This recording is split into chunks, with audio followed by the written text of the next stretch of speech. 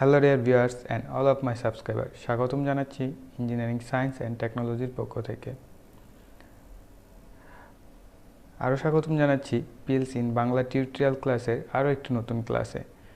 আমাদের আজকের ক্লাসের টপিকসটি অত্যন্ত চমৎকার। ইতিপূর্বে আপনারা টাইটেলটা দেখে অবশ্যই বুঝতে পারছেন যে আজকের ক্লাসটা আসলেই খুবই চমৎকার একটি টপিকস নিয়ে। তো দেরি না করে আজকের ক্লাসের টপিকসটি দেখে নিই। আমাদের আজকের ক্লাসের টপিকসে থাকছে automatic water pump control using PLC. আমরা পিএলসির সাহায্যে কীভাবে একটি ওয়াটার পাম্পকে অন অফ করবো সেটা নিয়ে আমাদের আজকের সম্পূর্ণ ক্লাসটি। তো চলুন ক্লাস শুরু করা যাক।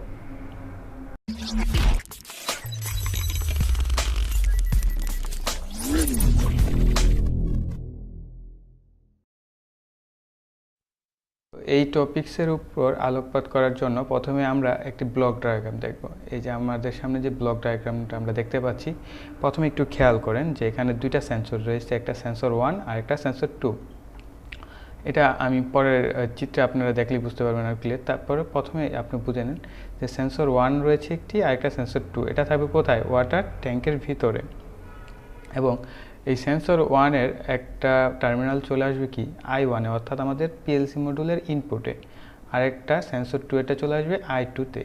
ওকে, তো এটা হচ্ছে আমাদের পিএলসি মডিউল। সেখান থেকে কি আমাদের কিউ একটা টার্মিনাল, যেটা ফেজ এই কিউ হয়ে ঘুরে কোথায় চলে যাবে? আমাদের ম্যাগনেটে। সে কী করবে? ম্যাগনেটটাকে অন করে দেবে।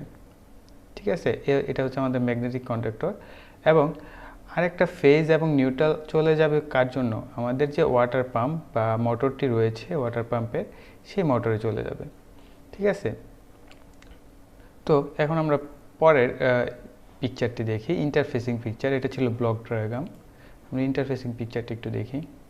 এখন আমরা ইন্টারফেসিং চিত্রটা যদি দেখি অটোমেটিক ওয়াটার পাম্প কন্ট্রোলিংয়ের জন্য, তো আমাদের সেন্সর 1 ইন্টারফেস হয়েছে কি পিএলসির ইনপুট I1-এর সাথে, এবং সেন্সর 2 ইন্টারফেস করেছে কার সাথে?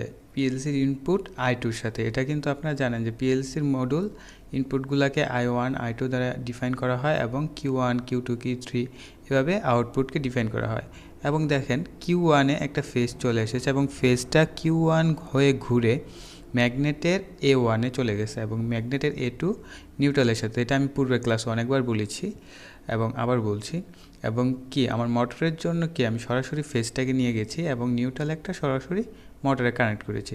এখন আমি শুধু মোটরের ফেজটাকে সুইচিং করছি কার দ্বারা? ম্যাগনেট দ্বারা। এবং ম্যাগনেটকে সুইচিং করছি কার দ্বারা? পিএলসি দ্বারা।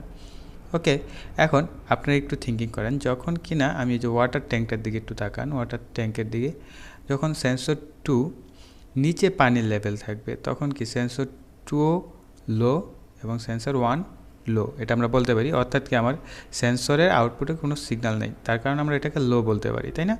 অর্থাৎ 0। যখনই কিনা আস্তে আস্তে পানি দ্বারা সেন্সর 2 পূর্ণ হবে, তখন আমরা কি বলবো? সেন্সর 2 হাই, সেন্সর 1 লো। এবং আস্তে আস্তে যখন কি সম্পূর্ণ ট্যাঙ্কটা পূর্ণ হয়ে যাবে, তখন আমরা কি বলতে পারি? সেন্সর 2 হাই এবং সেন্সর 1 হাই। তো লজিক অনুযায়ী আমরা বলতে পারি কি, যখন কি আমার দুইটা সেন্সরই লো থাকবে, তখন কি আমার মোটরটা চলা শুরু করবে। এবং যখন সেন্সর 2 হাই থাকবে এবং সেন্সর 1 লো থাকবে, তখন কি আমার মোটরটা চলতেই থাকবে। কারণ কি তখন মোটর বন্ধ করা যাবে না। যখন সেন্সর 2 এবং সেন্সর 1 দুইটাই হাই হয়ে যাবে, অর্থাৎ পানি দ্বারা পূর্ণ হয়ে যাবে ট্যাঙ্কটি, তখন মোটরটি অটোমেটিকলি বন্ধ হয়ে যাবে। ঠিক এই প্রক্রিয়াটি ক্রমান্বয়ে চলতে থাকবে। ঠিক আছে, এখন আমরা সেই সেন্সরের চিত্রটার দিকে একটু খেয়াল করুন। 1 নম্বর পিনটা এই ধরনের সেন্সরগুলো থাকে কমন, 2 নম্বর নর্মালি ক্লোজ, 3 নম্বর নর্মালি ওপেন। 1 নম্বরে যদি আপনি ফেজ দেন, তাহলে কি অটোমেটিকলি 2 নম্বরে আপনি ফেজটার সাথে সাথে পেয়ে যাবেন। টেস্টার ধরলে দেখতে পারবেন যে এখানে ফেজ চলে আসছে।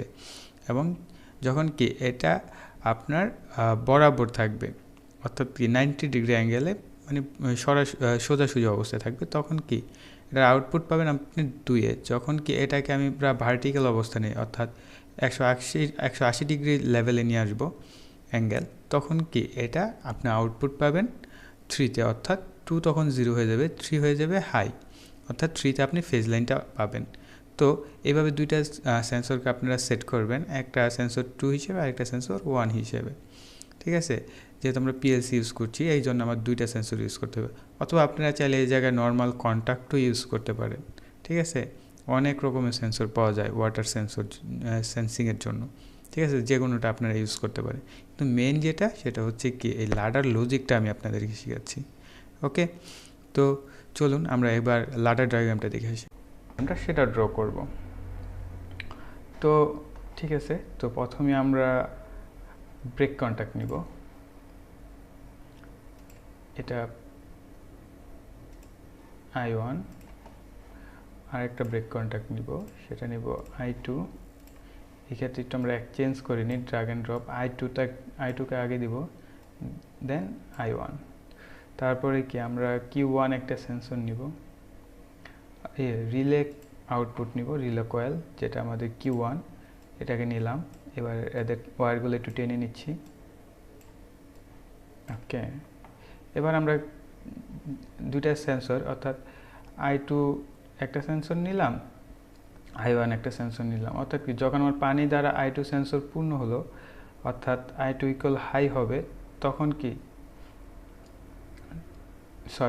যখন আমার কি I2 হাই এবং I1ও হাই, ঠিক আছে, তখন আমার মোটর কি থাকবে বন্ধ। আবার যখন কি I2 লো এবং I1 লো, তখন কি আমার মোটর থাকবে হাই। এখন কি আমার লো কন্ডিশন আছে, অর্থাৎ কোনো সিগন্যাল পায় নাই আমার আউটপুট, তার মানে কি আমার মোটরটাকে রানিং রাখতে হবে। তার জন্য আমরা কী করবো, একটা মেক কন্ট্যাক্ট নিয়ে এটাকে ল্যাচ করে নিব। ওকে, এটাকে আমরা ল্যাচ করছি, I2কে ল্যাচ করে নিলাম।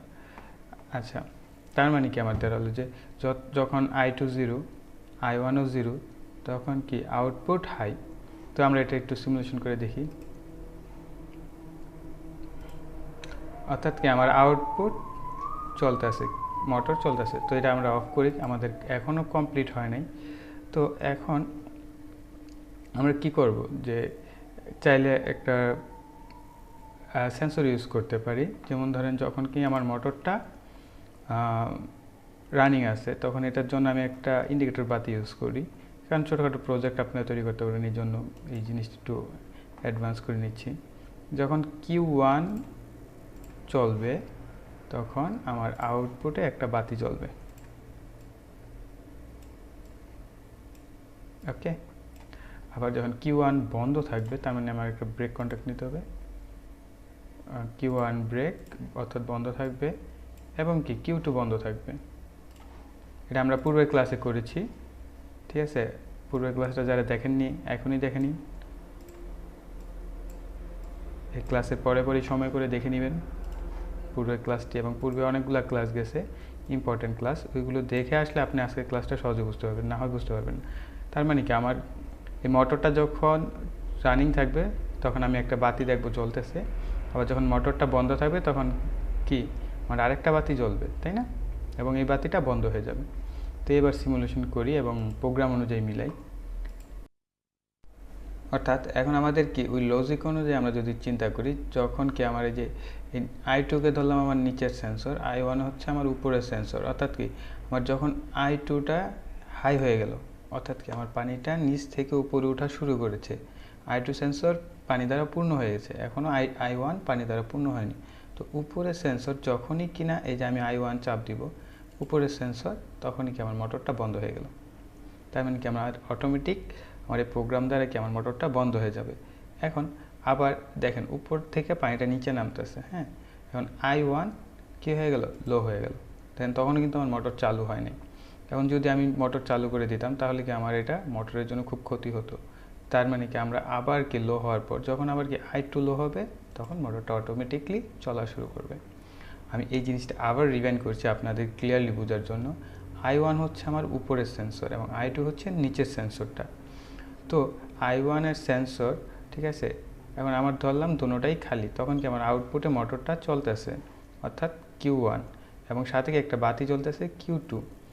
যখনই আমার আস্তে আস্তে পানি ওঠা শুরু হয়ে গেছে, তো পানি উঠতে উঠতে গিয়ে আমার I2 পানি দ্বারা পূর্ণ হয়ে গেল, তখন কি আমার মোটরটা চলতেছে। আস্তে আস্তে পূর্ণ হতে হতে কি যখন আমার I1ও পূর্ণ হয়ে গেল, তখন আমার মোটরটা বন্ধ হয়ে গেছে। তখন শুধু আমার Q3, আমি যে ইন্ডিকেটর বাতিটা লাগাইছি, সেটাই কি আমাকে ইন্ডিকেট করছে যে হ্যাঁ এখন মোটরটা বন্ধ আছে।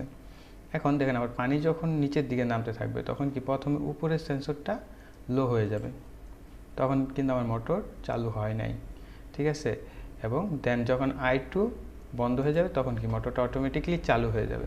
এই প্রোগ্রামটা অনেক জটিলভাবে করা যায়, অনেক রকমে করা যায়, কিন্তু আমি আপনাদেরকে চেষ্টা করলাম একদম সহজভাবে প্রোগ্রামটি বুঝিয়ে দেওয়ার। তো আশা করি আজকের ক্লাসটি আপনাদের অনেকটাই ভালো লেগেছে এবং নতুন কিছু শিখতে পেরেছেন। তো যদি ভালো লেগে থাকে অবশ্যই একটা লাইক দিবেন, এবং ক্লাসের উপর কোনো আপনাদের কোশ্চেন থাকলে, পিএলসি সম্বন্ধে কোনো কিছু জানার থাকলে অবশ্যই কমেন্ট বক্সে লিখে দিবেন। আর যদি মনে হয় যে এই ভিডিওটা আপনারা আপনাদের ফ্রেন্ডদের সাথে শেয়ার করলে তারা উপকৃত হবে, তাইলে আপনারা ফেসবুক বা টুইটার